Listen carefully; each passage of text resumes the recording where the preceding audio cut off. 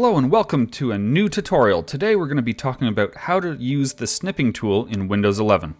So the snipping tool allows you to take a screenshot, but a little more accurately, you can draw where you want to snap, or snip per se, and it will create the image, and then you can edit it and save.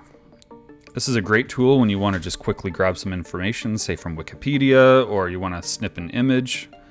Now that some images are those .webp format that I hate, the snip function is really good at just capturing that image. So how do we get to this? Well, we're going to go to the Start menu here, and we're just going to type the word snip. So the snipping tool is going to pop up. I also recommend right-clicking, and this will actually say Pin from taskbar. And then you'll have a little icon at the bottom all the time for easy access. So just hit the snipping tool there. And you have a few options. It's nothing crazy, but you do have a few. You have freeform mode, full screen mode, window mode, or just a rectangle mode, which I use 99% of the time.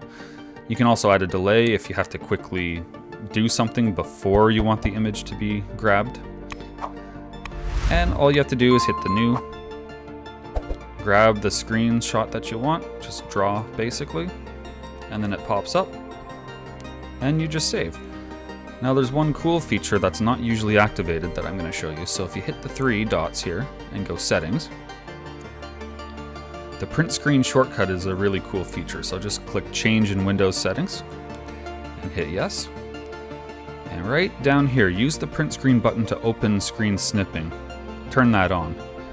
I really like it because you can also hit the print screen button